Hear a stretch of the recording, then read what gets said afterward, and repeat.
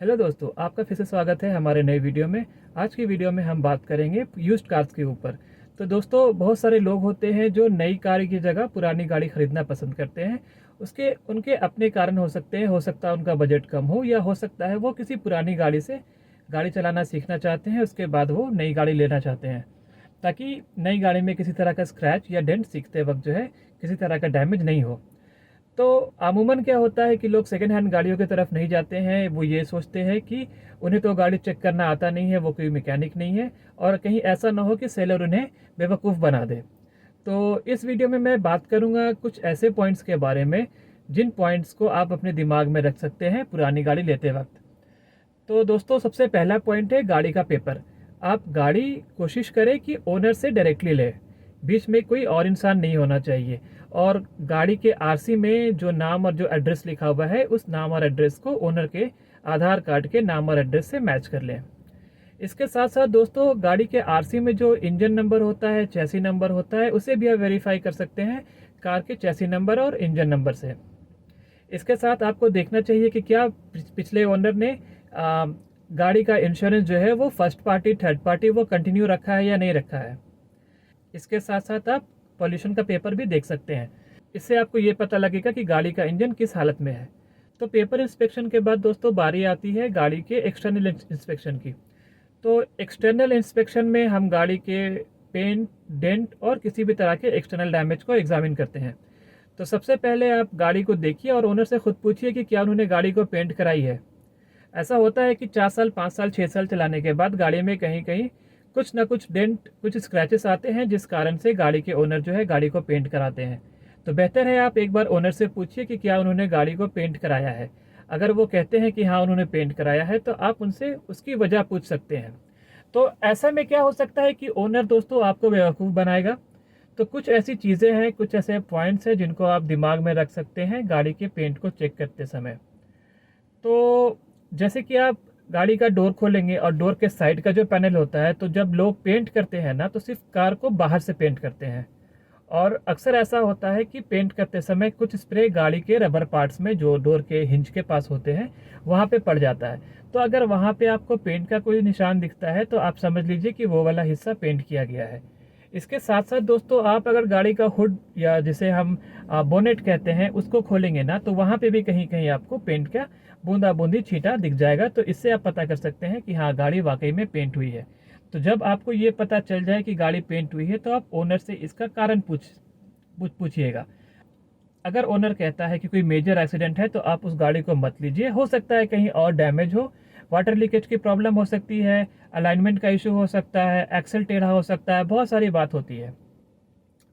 तो अब पेंट को एग्जामिन करने के बाद दोस्तों बारी आती है गाड़ी के इलेक्ट्रिकल और इलेक्ट्रॉनिक आइटम को इंस्पेक्ट करने की। तो दोस्तों, कार में जितने भी इलेक्ट्रॉनिक्स आइटम है, स्टीरियो से लेकर के हेडलैम्प, इंडिकेटर, ब्रेक लैंप, आप सबको चला करके देखिए सब अच्छे से काम कर रहे हैं या नहीं कर रहे हैं। खास तौर से एसी को, आप एसी को चला करके देखिए कि एसी कूलिंग कर रहा है या नहीं कर रहा है। तो दोस्तों, एक बार आपने इलेक्ट्रॉनिक्स गाड़ी का टेस्ट कर लिया है। अब हम आते हैं गाड़ी के दूसरे पार्ट पे, जो कि बहुत ही इंपॉर्टेंट पार्ट है और लोग इसे टेस्ट नहीं करते हैं। वो है गाड़ी का विंडस्क्रीन। तो क्या होता है कि समय के साथ साथ जब गंदे विंडस्क्रीन पे वाइपर चलते हैं ना, तो उस पर स्क्रैचेस आ जाते हैं। और उन स्क्रैचेस के कारण अगर आप रात में नाइट ड्राइव करते हैं, तो सामने काफ़ी ग्लेयर बनता है और आपकी विजिबिलिटी कम होती है। तो अगर दोस्तों गाड़ी में के विंडस्क्रीन पे स्क्रैचेस है, तो आप मान के चलिए कि 6 से 7 हज़ार रुपया कम से कम उसको रिप्लेसमेंट में आएगा।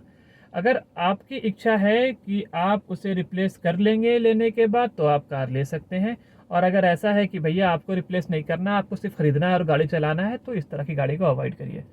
इसके साथ साथ दोस्तों, आपको चेक करना होगा कि गाड़ी में किसी तरह का वाटर लीकेज है या नहीं। तो इसको चेक करने के लिए दोस्तों, आपको खोलना होगा अपने गाड़ी का बूट या डिक्की, और उस पर जो गत्ता रखा रहता है ना, उस गत्ते को आप हटाइए।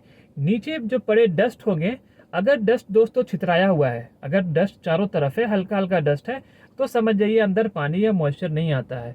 और अगर आपको ऐसा दिखता है कि जस्ट डस्ट जो है वो एक जगह पे एक्यूमुलेटेड है, एक जगह पे जमा है और कुछ धारी सा बन रहा है ना, तो अब आप समझ जाइए दोस्तों कि गाड़ी में पानी आता है बूट में। तो इस तरह की गाड़ी को लेने से परहेज करें।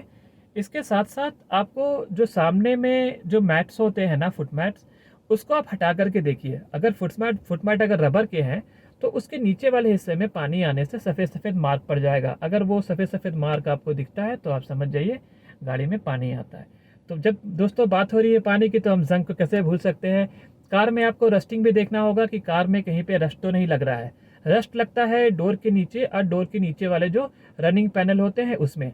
तो अगर आप झुक करके गाड़ी को नीचे से देख सकते हैं, या अगर आपके पास कोई जुगाड़ है, किसी कार वॉश वाले से पहचान है, तो कार वॉश वाले सेंटर पे लेके जाइए, कार को हाइड्रोलिक पे चढ़ाइए और गाड़ी को नीचे से देखिए।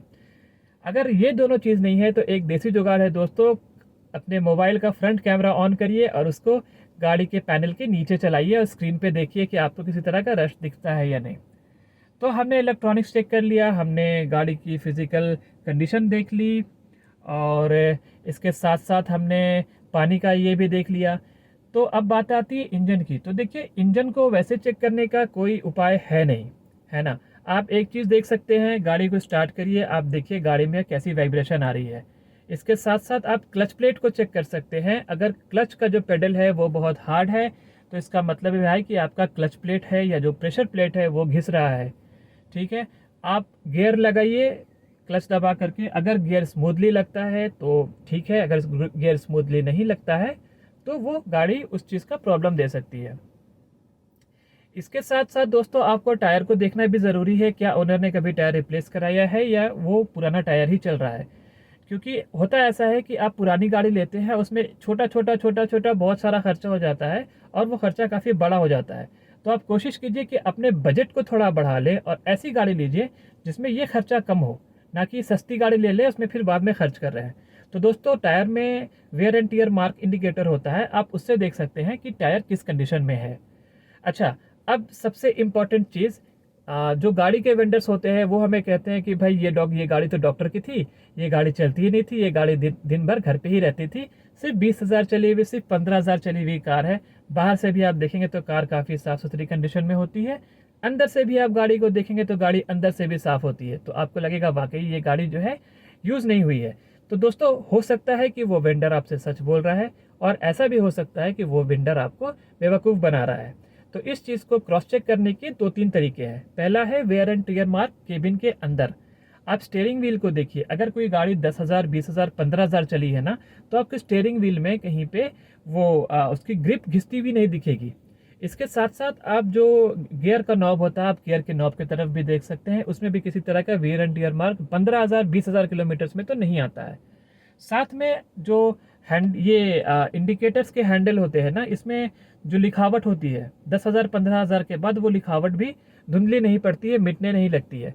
इसके साथ आप पेडल्स की तरफ देख सकते हैं कि पेडल्स में किसी तरह का वियर एंड टियर का मार्क है या नहीं। 15,000, 20,000 किलोमीटर्स में दोस्तों वो पेडल नहीं घिसता है, वो पेडल वैसा ही रहेगा। इन सारी चीज़ों को देखने के बाद बहुत सारी गाड़ियों के विंडस्क्रीन में भी मैन्युफैक्चरिंग डेट होता है ना। आप वहाँ से भी क्रॉस चेक कर सकते हैं कि गाड़ी अगर वाकई में उतनी पुरानी है तो विंडस्क्रीन साफ रहेगा, स्क्रैचेस नहीं होंगे। इसके साथ सबसे इम्पॉर्टेंट है कि जो टायर्स लगे हैं ना गाड़ी में, उस टायर्स में मैन्युफैक्चरिंग डेट यानी इन टर्म्स ऑफ वीक होता है, इन टर्म्स ऑफ ईयर होता है, उसमें मैन्युफैक्चरिंग वीक और मैन्युफैक्चरिंग ईयर लिखा होता है।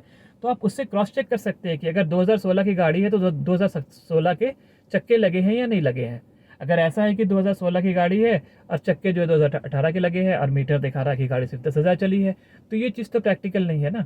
तो ये सारी चीज़ों को ध्यान रखिए, और अगर हो सकता है कि मेरे से अगर कुछ भूल चूक हुई हो, कुछ पॉइंट छूट गया हो, तो आप कमेंट में बता सकते हैं, और हमें कमेंट में और मुझे कमेंट में बताइए कि आपको ये वीडियो कैसा लगा। मिलते हैं दोस्तों अगले वीडियो में, टेक केयर।